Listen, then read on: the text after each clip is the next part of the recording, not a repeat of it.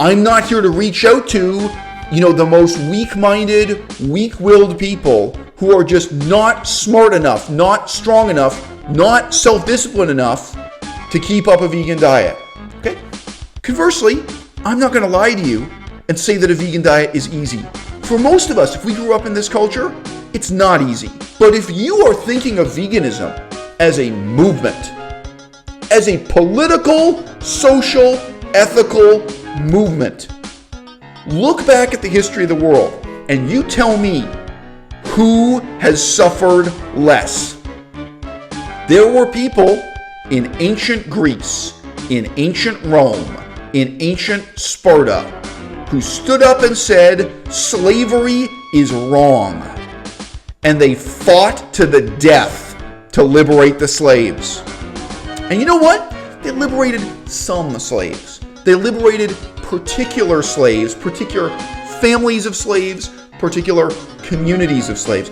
But they utterly failed to challenge or overturn the institution of slavery. The nature of the vegan revolution in this way, at this stage, in this century, is not that we're going to liberate all humanity, is not that we're going to liberate all animals. It's that we are, in small groups, going to liberate ourselves. My slang is editorial, explicit material, briefcase show, live and stereo flow, feel me. The vast majority of health claims made by vegans are bullshit. All of the claims made by anti-vegans and ex-vegans are bullshit. The fact that one is bullshit does not mean the opposite is the opposite of bullshit. Quick parallelism for you here. All the time on my YouTube channel, in discussions with people face to face, I encourage them to quit video games so that they can have a more meaningful life. Grown men, whatever, whether you're 18 years old, 28 years old, 38 years old, grown men playing video games, I say, you know what? I think you should focus on having a more meaningful life. Quitting video games can be part and parcel of that. And once in a while, people write back to me or say back to me, well, it's possible to quit playing video games and then have a life that is just as meaningless or even worse than what your life was before playing video games. And that's true. It's possible. It's unlikely, but it's possible. Now, by the same token, if you eliminate eggs from your diet and you eliminate cheese from your diet, those are two of the unhealthiest foods that are commonly consumed by human beings on planet Earth. It is possible you would replace eggs and cheese with some vegan food that is even unhealthier than eggs and cheese. It's unlikely. That's why most people just kind of advocate veganism in this vague way, and they assume you in the audience will figure it out. Having something in your diet that is predominantly just fat and salt is obviously going to be unhealthy for you, whether it is vegan or non-vegan. I admit, eggs and cheese specifically are so extraordinarily unhealthy that it's hard to come up with something in a vegan diet that's even worse. But yeah, you could go from being a sober meat eater to being an alcoholic vegan. And now because your diet is primarily whiskey and vodka is vegan, that nevertheless you're in a downward spiral in terms of health. It's possible. It's possible. And let's face it, if you are just eating French fries, deep fried potato chips, however you want to put this, they're terrible for your health. The percentage of a French fry that you get at a mainstream fast food restaurant, that's fat. It's mind-blowing. It's unbelievably unhealthy, okay?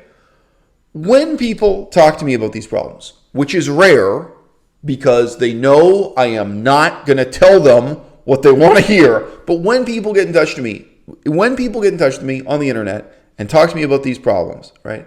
The main thing I emphasize is there is no magical difference between the problems you are having with a vegan diet and what problems you would be having if you were attempting the same things on a non-vegan, meat-inclusive, dairy-inclusive diet. Because on a molecular level, fat is fat, protein is protein, carbs are carbs, and believe it or not, meat eaters have to deal with the same macronutrients. Okay? Meat eaters have some special disadvantages in their diet, like cholesterol. If you want to have a zero cholesterol diet, it's pretty much got to be a vegan diet. To my knowledge, bee honey, does not contain cholesterol. So you could be a vegan who has honey, i.e. thus be a non-vegan on that one count, and then you wouldn't have this issue. Cholesterol is a special disadvantage of a meat eating diet. Just struggling with having too much fat in your diet is a problem with meat eaters' diet. Whereas as a vegan, you could, in theory, struggle with having not enough fat. But if people write to me, very rarely this happens, people write to me and say that they were ethical vegans, but they were struggling because they didn't have enough fat in their diet, and then they ate chicken eggs, and they feel that eating chicken eggs miraculously solved all these problems. What I have to say in reply is, guess what? There is nothing special about the fat found in chicken eggs. There is nothing special about the protein found in chicken eggs. Now, there is something special about the cholesterol, but setting that aside for the moment, if your problem was that your diet as a vegan didn't have enough fat or didn't have enough protein, you could eat more fat and more protein within a vegan diet. And you will get the same changes, you will get the same results. And just talk it through with me here. What do you think, under a microscope or in a laboratory, is the difference or is the health advantage for you in getting the fat molecule from a dead animal as opposed to getting it from an avocado, if you're talking about exactly the same quantity of fat?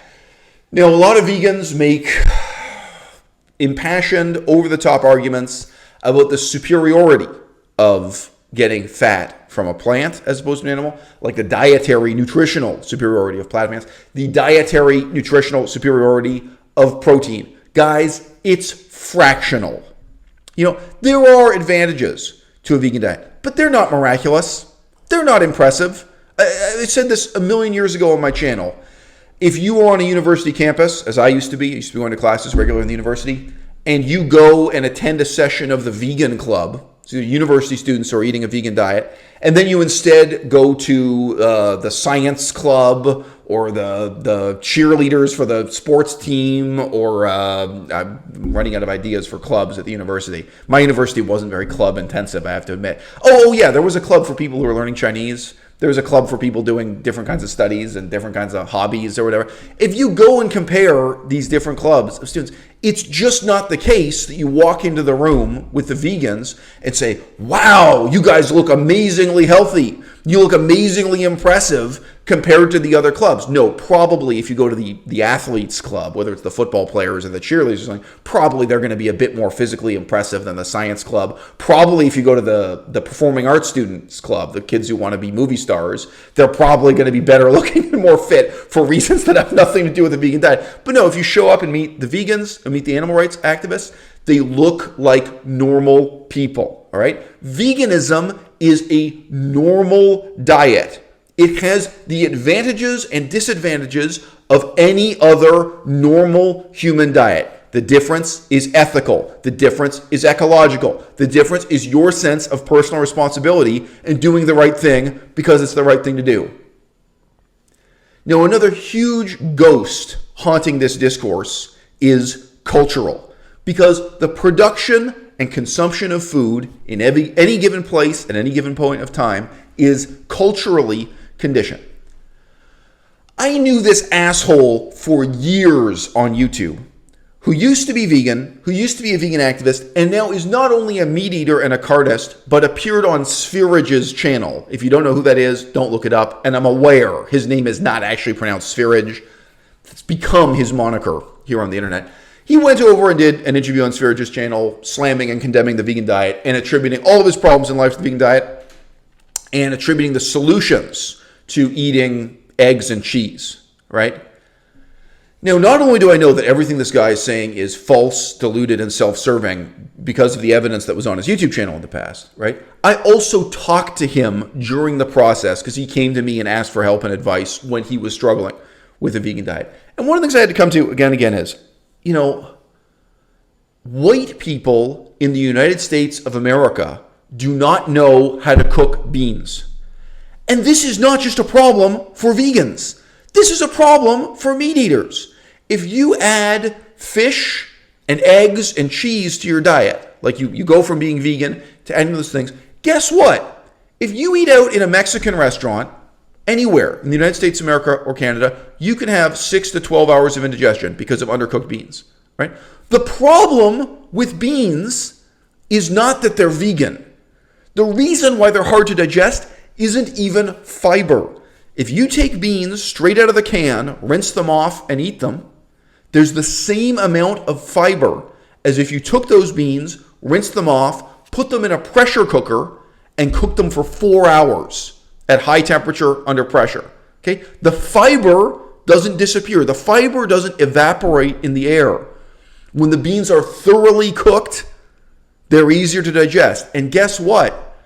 If you own a fast food restaurant in the United States of America, you have a massive economic incentive to cook the beans as little as possible or not at all. And that's what restaurants across the United States of America and Canada do. They serve people indigestible beans every day. And guess what? If you are a meat eater, you will get indigestion from undercooked beans the same goddamn way a vegan will. This particular guy has indigestion, has digestive problems on his vegan diet, which allegedly are cured by eating eggs. And I talked this through with him at the time, before he'd made up his mind that he was going to become not just ex-vegan, but anti-vegan. Right? I said to him, look, if you have a problem caused by digesting beans, eating eggs won't solve that problem. Like just talk it through with me. Let's just stay on the same page here, right?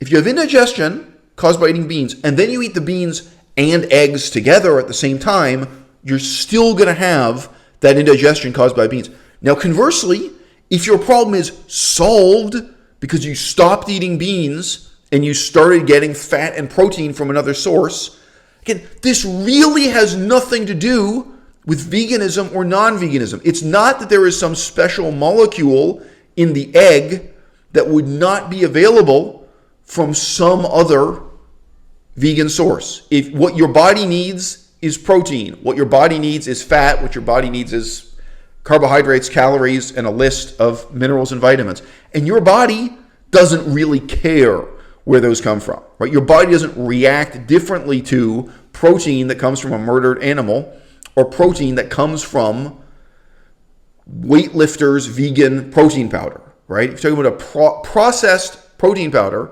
like pea protein powder, it's sold in a tub. Yeah, I think you can probably see some of it in the background for this video actually on the shelf back there. You know what? Your body is going to take that and digest it and use it, period. Okay. And what I heard back from this guy, it's no surprise that he eventually went ex-vegan, was a whole lot of superstitious horse shit that he had pieced together from Reddit. This is like a little bird flying around and putting together a bird's nest of pseudoscience. He's convinced himself that he can't use protein powder because that's going to cause liver and kidney damage. Where did he get that? Freely? Durian Rider? Where did he get that notion? At the same time, this guy is expecting to miraculously transform himself from being like a skinny fat 90 pounds to looking like a professional bodybuilder without using protein powder because he believes that protein powder is the devil. All right. Now, again, if you put it under a microscope, the protein you get from eating peas and the protein you get from taking a bodybuilder's pea protein powder, it's exactly the same molecule. What someone has done in a factory is desiccated the peas. They take the peas, they remove the liquid, they spin it out, grind it down, and sell you the protein powder, right? When your body eats protein powder from peas, molecule by molecule, there's no difference between that protein and the protein that would have been there if you ate several cans of peas. What's the difference? The difference is the amount of time you have to spend cooking. The difference is the amount of time you have to spend cleaning up afterwards. And the difference is the amount of time you have to spend digesting. And if you lift weights heavy, if you're going to the gym 3 hours a day, the amount of time, if you want to be a bodybuilder, you want to look like a movie star or whatever, for men, it's a ton of work, it's a ton of pain, it's a ton of suffering, it's a ton of heavy lifting, assuming you're not using steroids. And I don't even think it's all that easy if you're using steroids. Kind of another story, right? Molecule by molecule, what do you think is the advantage of eating chicken eggs and cheese, dead cow cheese, over getting protein molecules out of a weightlifter's powder? When I talk to these people, this particular guy or anyone, they can never answer these questions. They can never think of the world in terms of its constituent parts, molecule by molecule. They can only answer in terms of ideology, in terms of, frankly, spiritual misconceptions about the world. And it's a bitter irony that it's these same spiritual misconceptions that lead them into veganism, that lead them out of veganism. Like, oh, they believed in Mother Earth and Gaia and nature and having a natural diet. And at one time, they conceptualized that as a vegan diet. And at that same time, within the vegan diet, they had a kind of, anti-processed food hysteria of refusing to eat protein powder, maybe refusing to eat processed sugar, like refusing to eat processed unnatural things. And then the same fixation with so-called nature and the idea that they're going to heal their gut and heal their digestion by eating dead animal parts then draws them back into not just a carnivore diet, but into joining the anti-vegan, ex-vegan movement appearing on Spherage's channel. And to be fair to Spherage, what his own philosophy is, basically is a pro-nature philosophy. He is in favor of nature red in tooth and fang, not just in terms of killing animals, but killing humans. He's about getting back to the Stone Age. Now, whether or not he actually lives that, whether or not that's a coherent philosophy, I'm not going to get into in this video. But he's saying that's what he represents, and that's why his message is appealing to some vegans, and obviously some ex-vegans who become anti-vegans. Okay? Now, why do people go from being passionate advocates of veganism to denouncing veganism and claiming it's impossible? And keep in mind, some of these people talk to me, okay? Right now, I'm using no gym. Right now, I'm back to doing 200 push-ups a day in my own room with no other access to weights, no other access to exercise, okay? I am 42 years old. I'm over 200 pounds. I do push-ups with my feet elevated, okay? I am doing okay with minimum effort on a vegan diet. And what these people are saying, and what they're saying to me, is that my results are impossible. That it's impossible to digest protein on a vegan diet. That it's impossible to get adequate protein. That it's impossible to get adequate fat. That it's impossible to gain body weight, to gain fat, let alone muscle tissue on a vegan diet. All right? Now, I am living proof that not only can you gain muscle tissue in a vegan diet, but you can gain body fat. I've got to say, I seem to be especially gifted at gaining body fat on a vegan diet. That's a real humble brag for you, okay? I could eat nothing but carbs on a vegan diet and still gain body fat. This is my great talent life.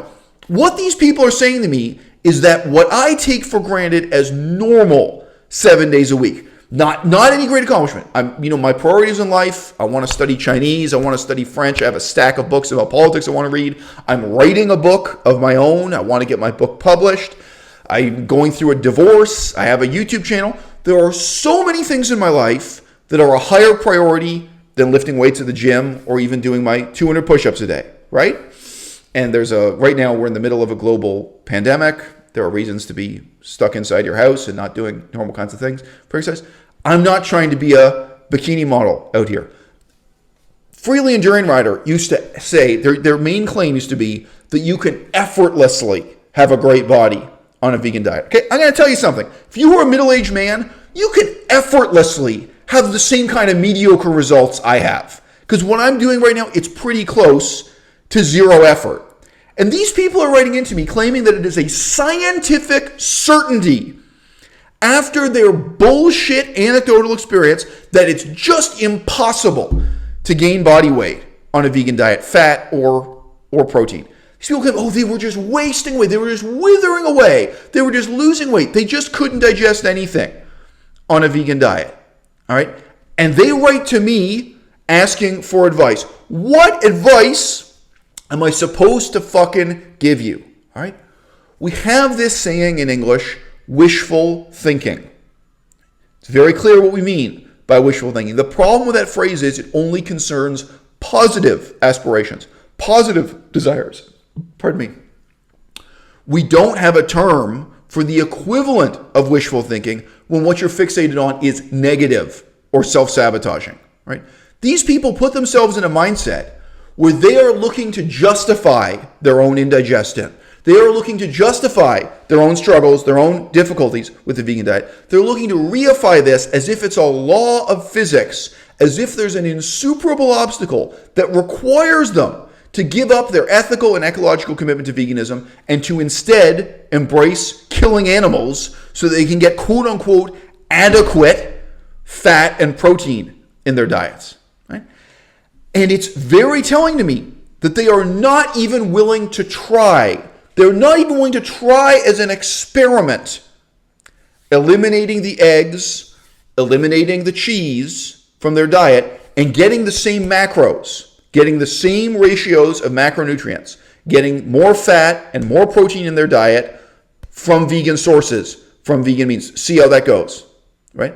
They are much more willing to believe, oh, well, I looked at Reddit and I searched around Reddit and there were all these other people saying that they were allergic to soy and saying that they couldn't digest beans. So I thought that must be my problem. Really? Really? This dude I'm thinking of who went to Spherage's channel and denounced veganism, he said that he saw 3 different doctors in real life and had blood tests. And all the doctors said there was nothing wrong with him.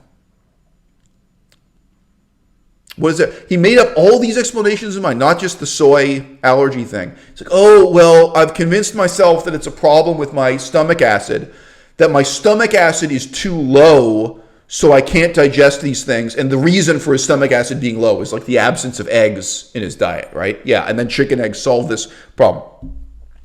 I start talking him through what the actual symptoms are of having low stomach acid. Because when you actually have that condition, there's a whole list of symptoms that he doesn't have.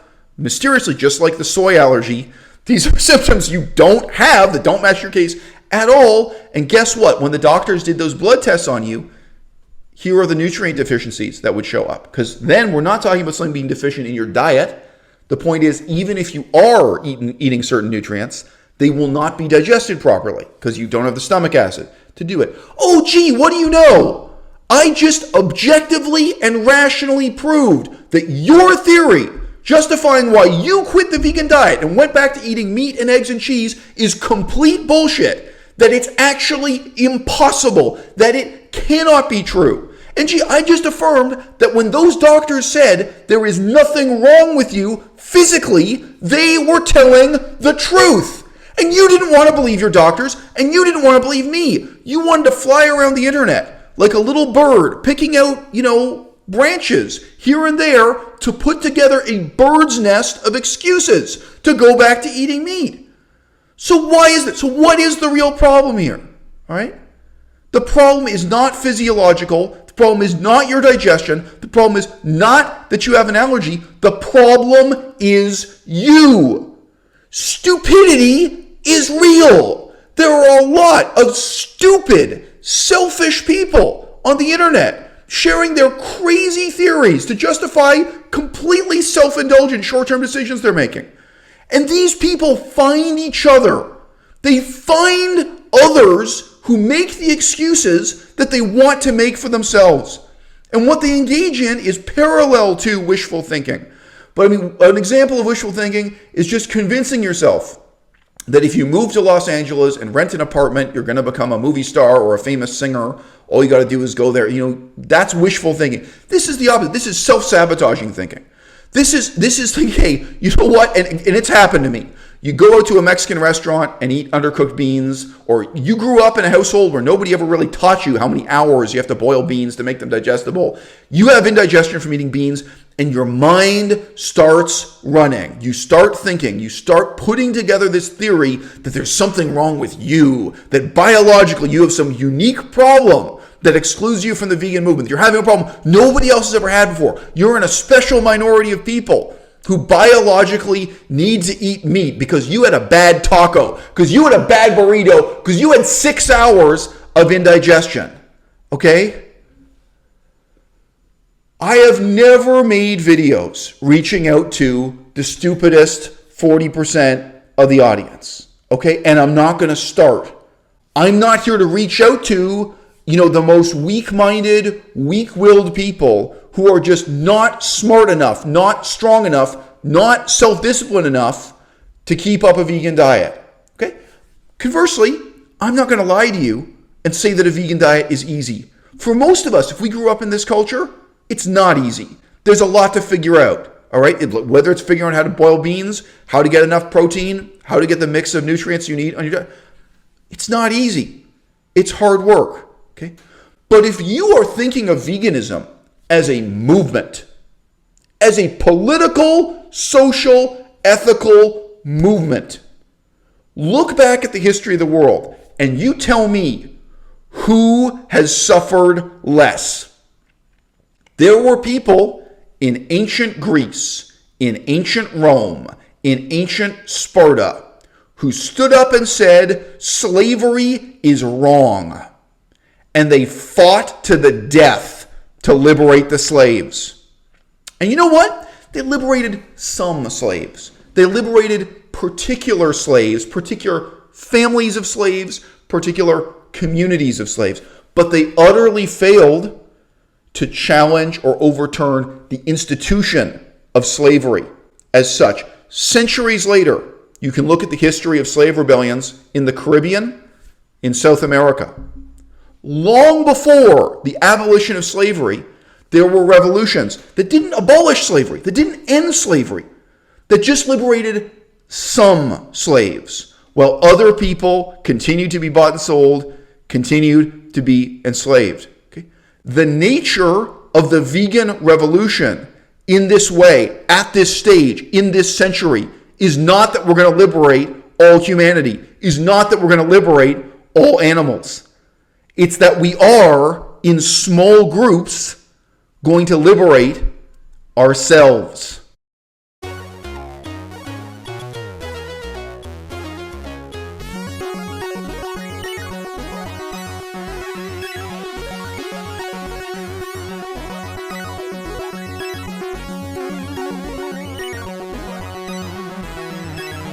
Maybe we can practice doing a show.